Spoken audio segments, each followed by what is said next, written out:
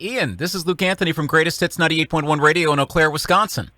It's okay. Well, this is Ian Anderson from my office in the southwest of England, and nice to talk to you. You as well. Must be noticeably warm. It's not that as cold as it could be here, but it must be warmer in even in the winter in England. It must be warmer than here in the upper part of the United States. Well, indeed it is. We only had just a tiny dusting of snow once this year, and for a couple of days the previous year. But wintry snowscapes seem to be a thing of the past. I mean, they were such a regular part of my childhood. You know, snow was. I mean, we would probably enjoy lovely days of white landscapes and crisp weather. And these days, no, that pretty much seems to be in the past. But you guys, at least particularly your neighbors to the east, have been having some of the worst winter weather ever in Connecticut and elsewhere. But right now, we're sort of around well above freezing, and even the sun has shined a couple of times in the last days. So it's spring is in the air. Mm-hmm. It smells like spring. and only 2 or 3 weeks ago, it smelled like Christmas. You know, when you step outside the house and you hear there's just that tangible thing in the air. And you know, I always think I can smell Christmas from a month away. And but now I can smell spring because the first buds and the first signs of rebirth are there in the garden, and you can really smell the difference. We're already even getting that. And that's good, because I know I don't have COVID, because I can smell everything, good and bad, and So yes, my nasal senses are my olfactory capabilities have convinced me that I don't actually need to take an antigen test today, but what the hell, I will anyway. That's probably a good idea, yeah. Well, mercifully, COVID-19 has not affected the ability to see or hear, and I was watching the video for Sad City Sisters over the weekend, and it's been out for a few weeks, but I was watching that again. That is one of the more interesting music videos of late that I've seen, how it seems to dovetail with the lyrics. Sam Chegini, you worked with him on Aqua Lung, and he did another video was the title track, I believe, for the Zealot Gene. But how did you, if at all, did you collaborate with him, or did you say, you know what, take your concept and make the video happen? Well, exactly. I mean, first of all, it's not me. You know, that's about marketing and promotion. That's the seedy commercial side of it. I mean, my job is done when I deliver the album to the record company, but they're supposed to be the experts and professionally capable to do the bits that are actually about selling something, and I'm very happy to leave that to them. And the name Sam Chegini came up only because they asked me, do you have any ideas of someone who can do some videos for us? And my friend Jacko Jaksic, who's the guitar player and singer of King Crimson these days, and has worked with me a few times over the years doing remixing of various products, and he'd just released a solo album and had a video done by a fan who was in Iran, working from his bedroom in a high-rise apartment in Iran, hoping that there's not going to be a knock at the door and the secret police are coming to take him away.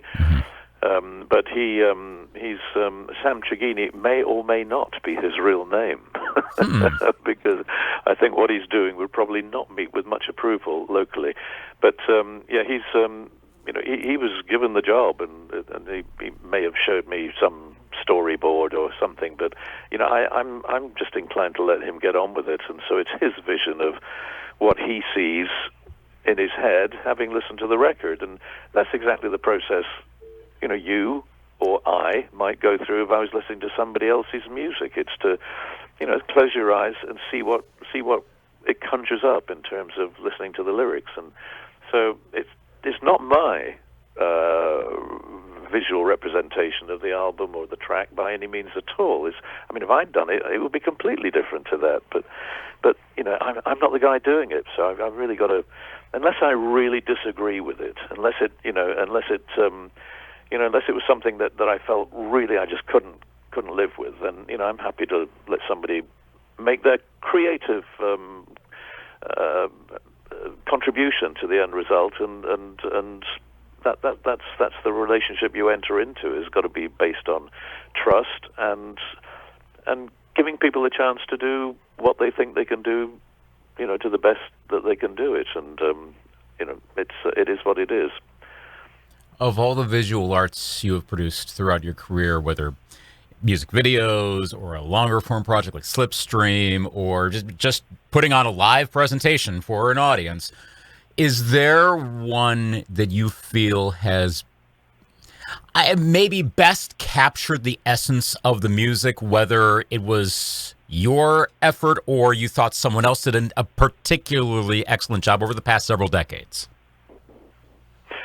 Well, when it comes to doing stage performances, then I am very much involved in the whole process, and even in contemporary terms, where there's a lot of video, synced video going on, then, I'm pretty much, I'm not the guy putting it all together and editing it, but I contribute a lot of the material, and I work with my son, who is the videographer, to assemble all of that, and so it's both of us working together. But certainly I'm kind of hands-on with a lot of the elements that we depict. But going back to shows pre-video time, then the Thick as a Brick tour comes to mind in '72, which was, by the standards of then, seemed a little wacky and theatrical and surreal, and that was very much down to me and to an extent to the guys in the band, because two or three of them were quite helpful in coming up with ideas, and in terms of performance on stage, they had to really put their heart and souls into it to